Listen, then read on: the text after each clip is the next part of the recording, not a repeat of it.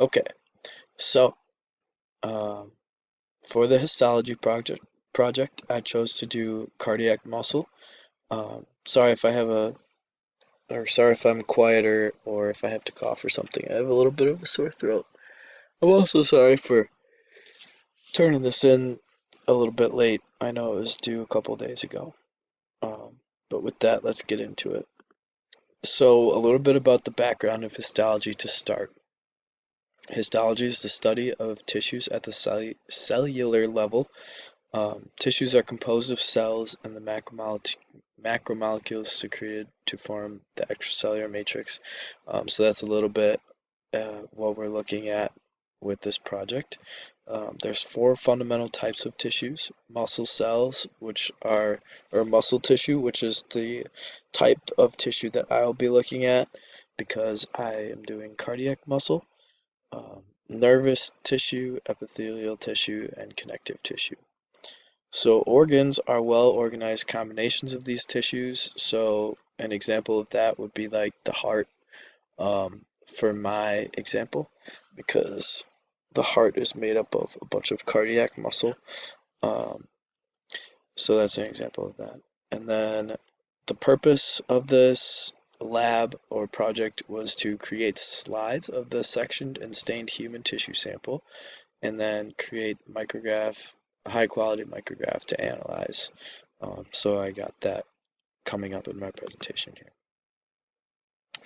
So a little bit about muscle tissue. There's three types. There's cardiac muscle, the one that I'm doing. It's strong, coordinated, rhythmic contraction. It's also involuntary because we would not want to be trying to focus on beating our heart all day. Um, Skeletal muscle, that's discontinuous, voluntary contraction. So that's like our bicep or legs or whatever moves our body. Uh, Smooth muscle is slow and weak involuntary contraction. So that's like your small intestine, your digestive system, moving food along very slowly, but also involuntarily. Because again, we don't want to be trying to think of that all day. Um, Next, for a little bit about the methods that we use for this project. We started off, like I mentioned, getting our samples from Courtney Mole in the cadaver lab. Uh, so we went down to the cadaver lab one day in lab and we selected what tissue we wanted. So I went and got a sample of cardiac muscle tissue from the cadaver down there. And then once it got into the lab, we started by doing a little bit of fixation. So we used formaldehyde, or PFA for that, and we stored it in ethanol to help kill any remaining parts of the tissue or anything that would like make it rot and stuff. Then we moved to dehydration. So as you can see in here, we did a number of dehydration steps in water and ethanol solutions. So you can kind of see what we did there. Um, and it's important not to dehydrate too quickly because that can affect the tissue and make it shrink. You can kind of see right there. Um, anyway, after that, we move to embedding and sectioning. So, embedding, we used paraffin wax from a machine that had some wax in it for us, thankfully. We put our dehydrated tissue sample into our plastic cubes and then embedded it in paraffin wax and let that sit in the cold room until we needed it for sectioning. So for about a week while the wax hardened. Um, we moved to trimming or sectioning, or no, well, trimming when we trimmed the block of wax down so that was um, small enough to fit in the sectioning machine, the microtome. Um, so yeah, we trimmed the wax block and then moved to the microtome to section our samples, which was on a where we use a razor blade and the microtome, which go up and down and get closer and closer in very tiny increments uh, to the razor blade. So we were able to shave off ribbons of or sections of our sample into a ribbon which had wax, and then obviously our tissue sample as well. So after sectioning, we were able to stick the ribbons in a warm water bath, um, which I'll mention a little bit about later in the presentation. But we stuck our samples in the warm water bath and then um, mounted them onto our slides, um, and then let our slides basically dry out a little bit so that we didn't have any water bubbles or anything in there.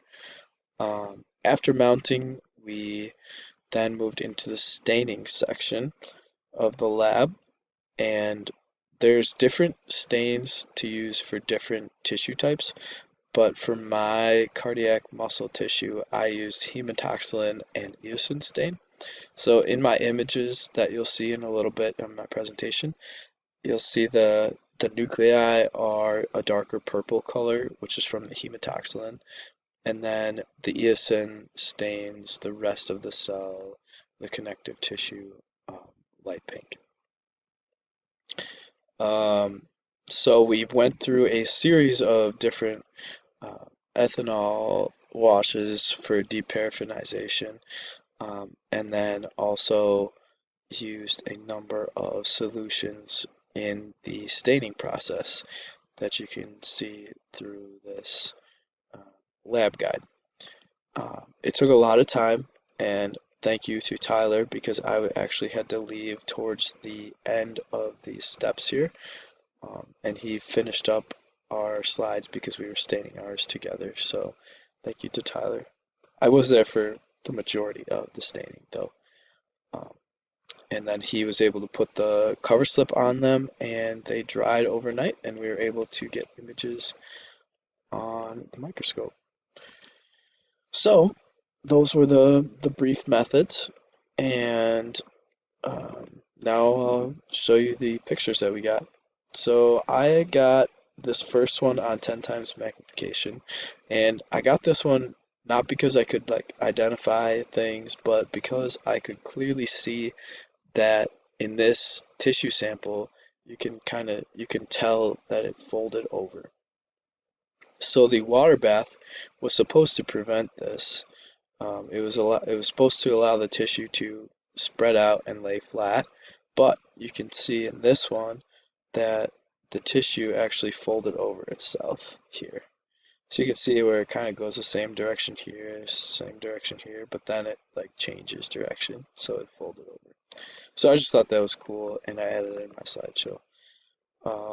Next picture is at 40 times magnification. You can see a little bit more um, of the tissue, but then once we get into 100 times magnification, you can see it even better. So you can see the purple nuclei and uh, the tissues there. Then at 400 times magnification, you can really start to see the cells. So you can see the nuclei, the purple dots here. You can see the striations in the muscle cell, which should be like through here. I have it labeled, and then you can see it through here, through basically all of them, which is really cool. And then up here, I have an intercalated disc marked. So I was looking for these because I know they're supposed to be in muscle cells, but it was really hard to see. But I think this could be it up here. I kind of have the cursor going by it right now. Um, so that's kind of what I was looking at for that. I know I'm running close on time here, but um, the artifacts or rationale for this lab, I'm just going to go through a couple of things that could have went wrong or did go wrong, and that we fixed. So folding of the tissue, I mentioned we could use a warm water bath to avoid this from happening. Shrinkage from rapid dehydration. I mentioned that earlier as well. Knife marks could have happened. Avoid wax buildup. Avoid nicking the tissue with the knife, and then a dull knife also does not help. Debris and bubbles, just keep a clean and clear water bath to avoid those two. And then with the microtome, uh,